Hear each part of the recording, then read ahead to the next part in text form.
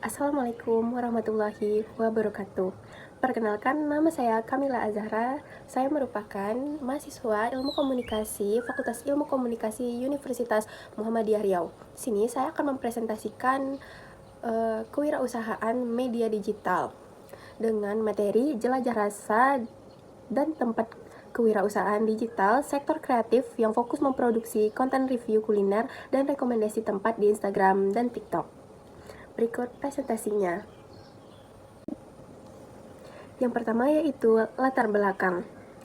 Latar belakangnya ada nama dan jenis usaha, ini bernama Jelajah Rasa dan Tempat. Jelajah Rasa dan Tempat ini biasanya disesuaikan dengan nama konten atau nama Instagram yang ingin Anda pakai atau apapun itu yang berkaitan dengan diri Anda sendiri.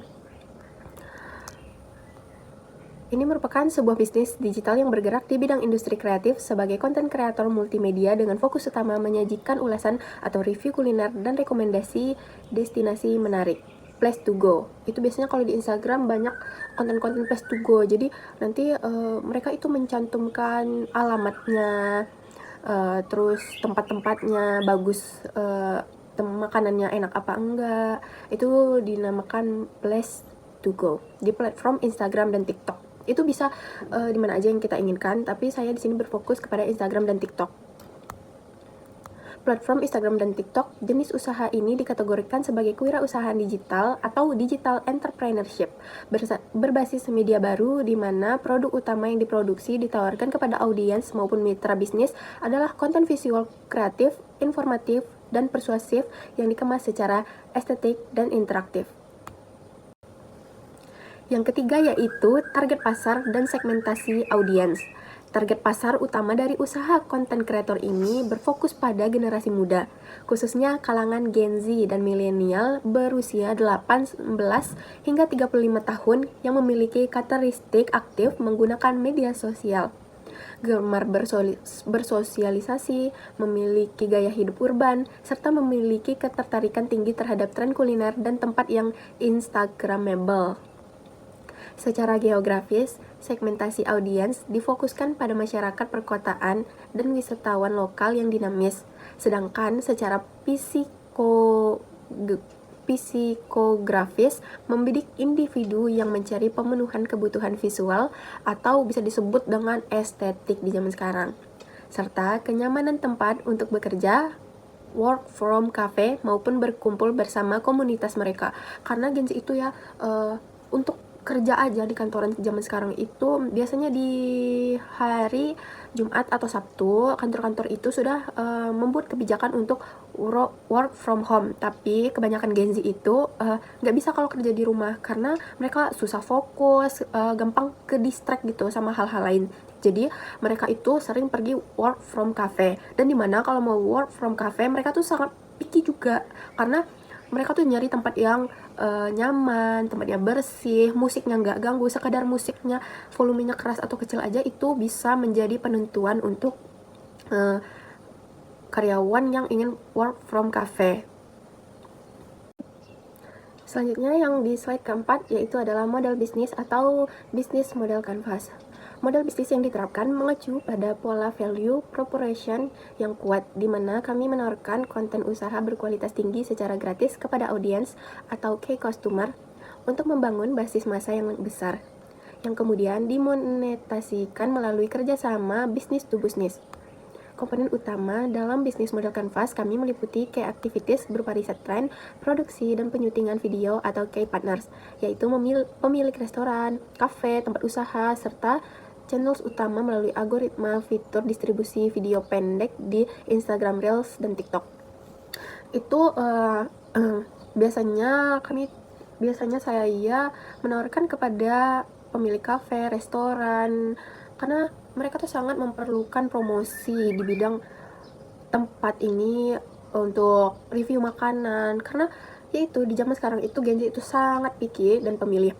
Dan yang Anda harus ketahui, di mana Gen Z zaman sekarang itu kalau mau pergi itu pasti searchingnya itu melalui TikTok kalau nggak Instagram. Karena saya juga merupakan Gen Z, jadi saya juga seperti itu. Dan kebanyakan teman-teman saya itu mereka kalau mau pergi selalu nanyanya tuh kayak, kita nih mau kemana nih, coba nih searching di TikTok.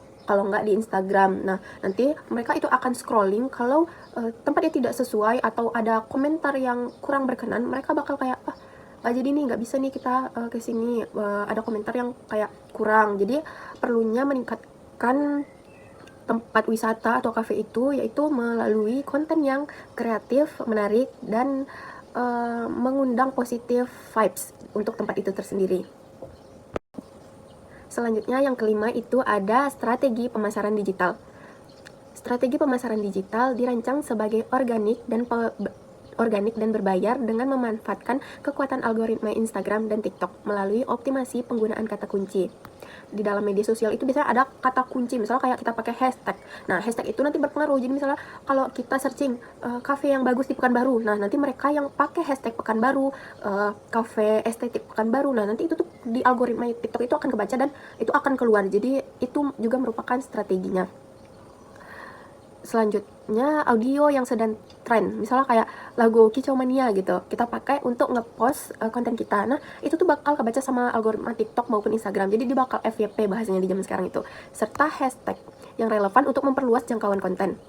Selain itu, kami menerapkan strategi engagement marketing dengan aktif membalas komentar, membuat jejak pendapat, dan mengadakan konten interaktif di Instagram Story guna membangun kedekatan emosional dengan pengikut, serta sesekali menggunakan iklan berbayar TikTok Ads atau Instagram Ads untuk mempromosikan video kolaborasi berskala besar agar mencapai target penonton yang lebih spesifik.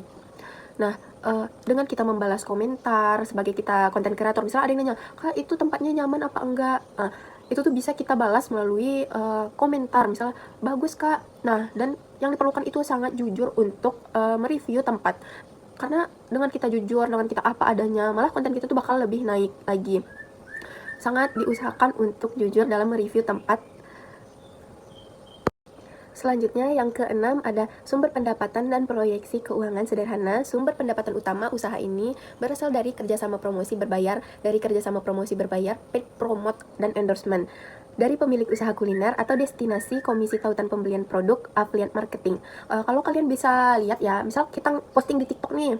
Nah, di TikTok itu ada yang namanya affiliate marketing. Kita nge-posting dan nanti di bawahnya itu ada keranjang kuning kalau kita semua tahu ya. Nah, di situ kalau kita mencantumkan barang-barang atau produk yang kita review, nanti kalau ada pembeli dari viewers kita ini, kita mendapat komisi. Nah, komisi itu adalah keuntungan untuk kita pribadi.